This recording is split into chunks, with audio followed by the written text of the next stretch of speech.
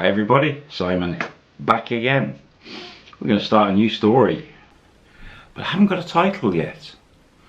So I'm going to call it Beauty and the Beast for now, but that might change. So this story, based in Thailand again, based in Pattaya, and the characters are called Aussie Dave and Jeab. That's Jeab. Jeab. So the backstory, I met Aussie Dave in a bar a couple of days before the launch of my first job managing a bar in Soy BJ. Now, Aussie Dave from Australia, 6 foot tall, 6-pack, athletic. I just hate them. Really good looking guy, hate them more. One of those guys that you could be in a bar and he'd be the centre of attention. He was funny. He was just a really nice guy, and he had loads of money. Now, in Australia, years before, his father had bought an office block that was half built, that company went bust, and he demolished it and built a 15-floor 60 apartments, condos in Sydney, in Darling Harbour I believe. From his money and savings and things, he built this, and he didn't sell them, he rented them out, all these apartments, for a few years. Sadly he passed away.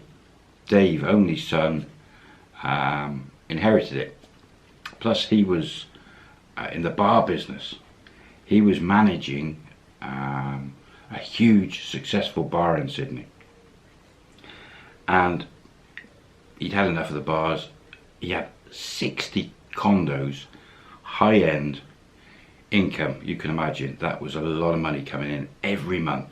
He was made for life. He was set up, and he'd done a couple of trips to Thailand, and here he was in Thailand for 6 months. He was considering buying a bar, a big bar in Walking Street, and setting it up.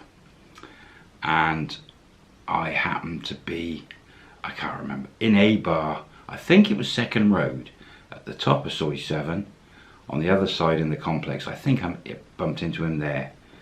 And the reason we bumped into each other, prior to me starting the bar manager job, I'd hired a bigger motorcycle because I wanted to do a bit of touring.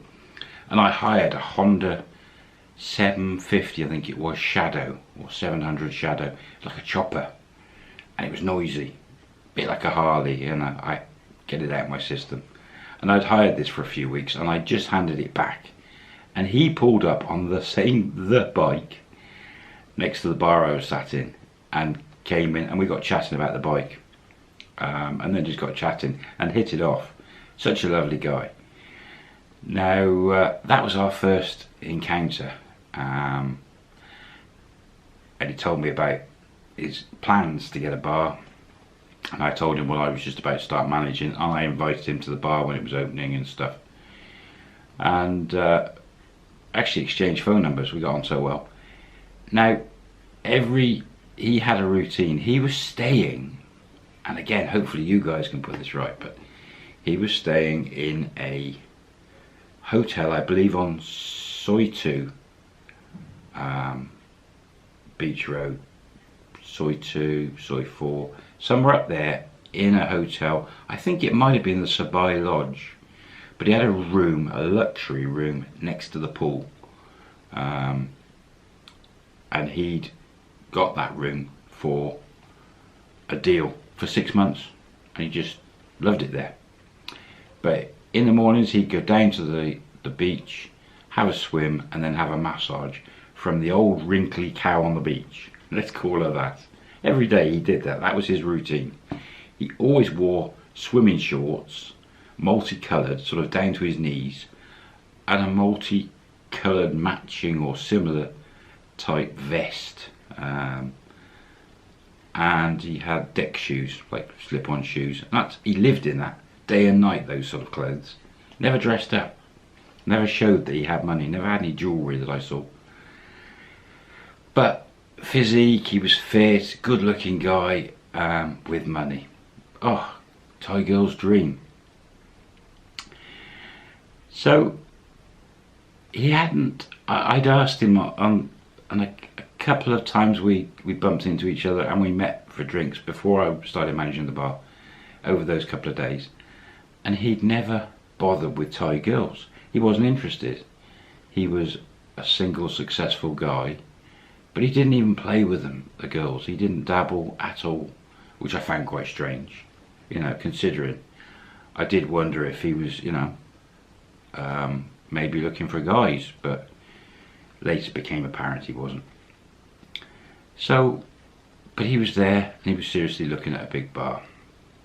And because I was just about to start managing this bar, he was really into learning, finding out about this bar I was about to take on.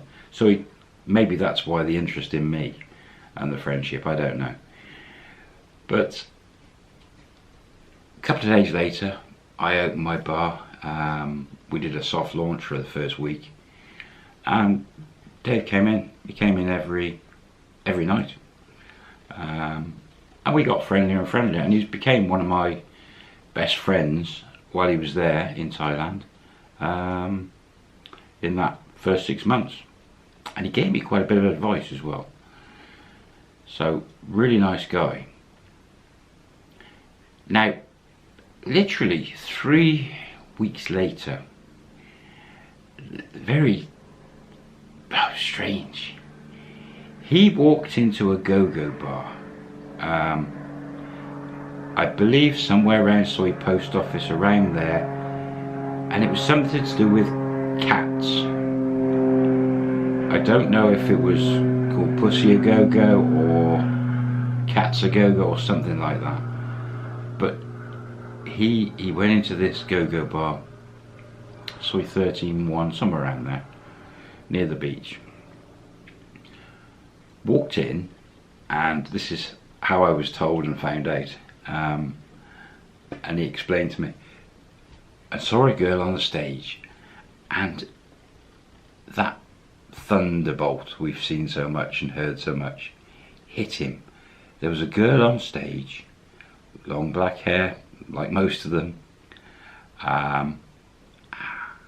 That go-go bar back in those days tended to be sometimes no clothes on, some clothes. Anyway, this girl, he just dropped his mouth open and immediately fell for her, instantly.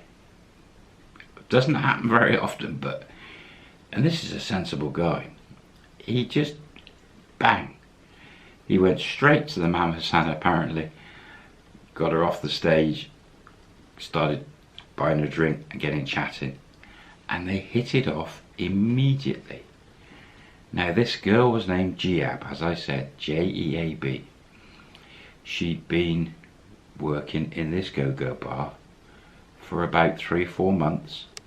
Prior to that, she worked in Bangkok in a go-go bar, and prior to that, she wasn't in the industry. So she'd only been in the industry 6 months, and came from a poor family, no money, a farming family, Isan, near Khon Kaen, but just sort of west a bit, east from Khon Kaen.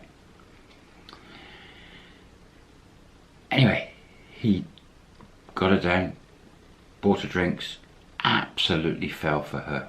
Just clicked, immediately clicked. And this is a guy that's worth millions and sensible and hadn't really dabbled with girls. What did he do?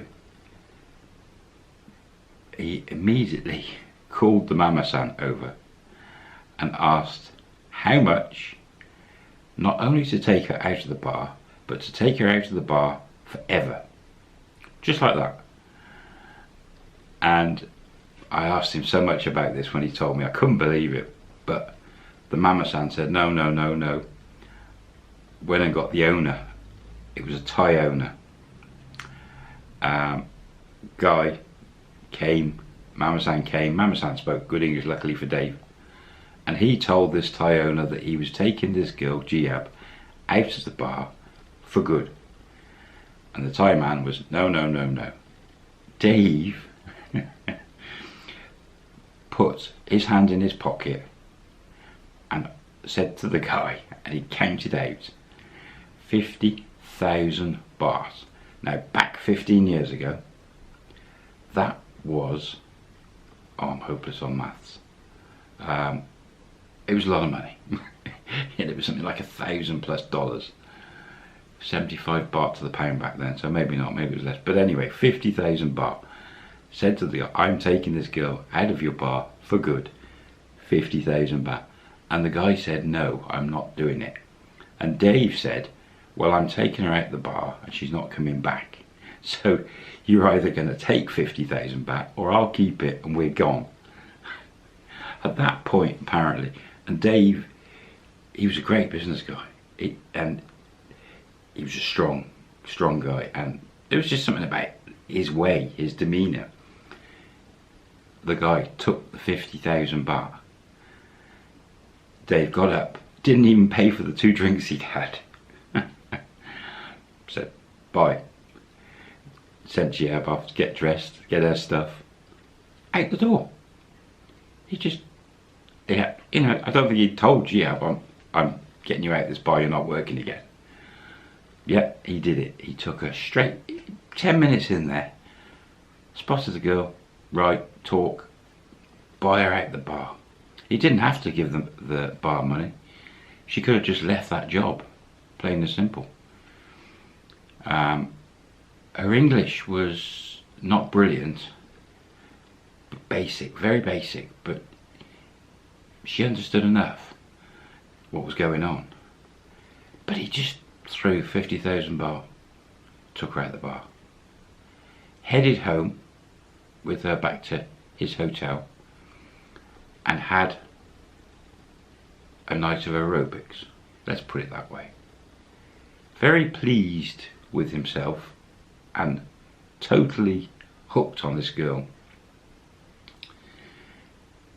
He then, the next day, got her to get from her room all her stuff. She was sharing a room with 3 or 4 other girls. Pulled her stuff out of the room, moved her into his hotel room. Total control. Now, this must have been a huge shock for her. She's just been whipped out of the bar, took out of her room. He's given her some money. He didn't tell me how much. He's explained that he really likes her and he wants to get to know her and she's staying with him, and he will get her English lessons immediately. He's onto the case. And yeah, that was it. It's just unbelievable. I've never heard of anyone doing this before. Just, that's the one, out, let's, and yeah. Luckily for him, he was a great looking guy and every girl would have said yes. She was quite tall, really, really pretty girl. And she wasn't cheeky or, she was quiet, but really nice girl. I don't know how he'd spotted her, but he got really lucky with Giab, very lucky. Over the coming days, he spent all his time with her, 24 hours a day with her, walking around, eating, seeing the sights around Pattaya. And he actually found a lady, I think she was American. She was working at the local school, one of the schools. She was teaching English. And he hired the lady, again, throwed money at her, that after her school day, or before, or at weekends, so many hours a week, private tuition, with jihad, whether it be at the hotel or this lady's home. And he paid this lady to start teaching jihad English. And he threw some serious money at this woman apparently as well. So probably another 20,000-30,000 baht. The woman didn't say no, it was good money. So that's it. He's got the girl. And he's now getting her taught English. Just like that. So that's the backstory of Dave. And that's the introduction of jihad. Why the title? Possibly Beauty and the Beast. Time will tell. I will catch you on episode 2. How do they get on? Bye for now.